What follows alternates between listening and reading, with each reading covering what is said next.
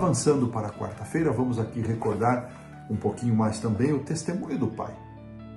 Aqui nós iremos retroceder um pouquinho para o capítulo 5. Eu não sei porque que os autores fizeram esse vai e vem, mas eu respeito, eu preferia que ele seguisse uma ordem, até porque, irmãos, João é o evangelho mais cronológico que nós temos dos 4 evangelhos. Mas os autores têm lá seus motivos e o nosso papel aqui é extrair o melhor que a lição pode nos oferecer, mas eu preferia que ela seguisse a ordem cronológica dos capítulos. Mas vamos lá. Então voltamos agora para o capítulo 5. Fomos do capítulo 3 para o capítulo 6, voltamos agora para o capítulo 5, depois vamos para o 7.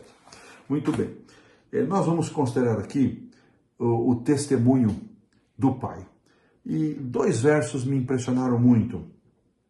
Eu vou pedir para a produção colocá-los aqui na tela. Capítulo 5, 36 e 37. Diz assim, Jesus dizendo: mas eu tenho maior testemunho do que o de João, porque as obras que o Pai me confiou para que eu as realizasse, essas que eu faço, testemunham a meu respeito de que o Pai me enviou. Olha que interessante. O Pai que me enviou, esse mesmo que tem dado testemunho de mim. E aqui paramos. Agora, irmãos, olha que interessante. Os autores fazem um comentário muito breve, abaixo da pergunta 4. Jesus relacionou o Pai às obras e aos milagres que ele realizava, como sendo estas obras e estes milagres realizados por Jesus um testemunho do Pai, de que ele havia sido enviado. Olha, uma perspectiva sutil, diferente daquilo que nós já havíamos dito anteriormente, e aqui ele vai recordar as vezes em que no batismo de Jesus, na transfiguração, e uma terceira vez ali no capítulo 12, no final, quase já um pouquinho antes da crucifixão, mais uma vez a expressão: este é o meu filho amado em quem me comprazo, em quem tenho prazer. Interessante que Pedro também dá esse testemunho lá na sua segunda carta, capítulo 1, verso 17 e 18, ele diz: olha, eu ouvi, eu estava lá, eu escutei, eu sou testemunha. Interessante esse vigoroso testemunho de Pedro. Então, falando um pouquinho aqui, começamos com o capítulo 5, avançamos agora para o capítulo 12, né, o verso 23, os autores destacam que quando a situação, muito por conta da ressurreição de Lázaro, havia alcançado o auge, onde muitos afluíram, final do capítulo 11, capítulo 12, para ver se encontravam Jesus, porque tinham escutado que Lázaro havia sido ressuscitado depois de 4 dias na sepultura, e esse milagre realmente chamou muito a atenção. E é interessante que as pessoas afluíam não só para ver Jesus, mas também para ver a Lázaro.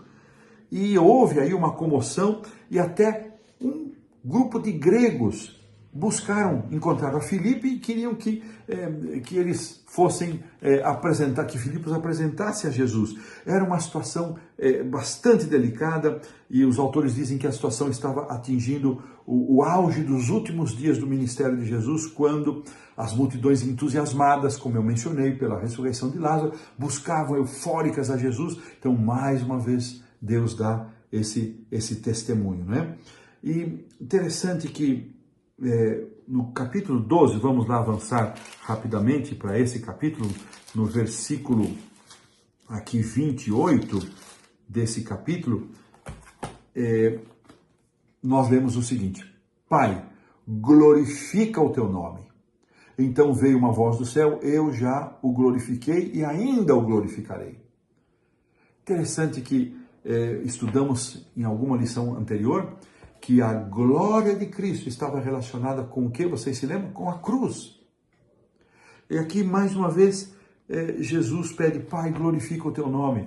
E esta glória que se manifestaria em Cristo era a glória do sacrifício. Esta glória do sacrifício, como um grande paradoxo, um contraponto tremendo, a forma mais terrível de execução, mais medonha, mais hedionda, a cruz, e a maior glória, a glória da redenção, a glória da salvação.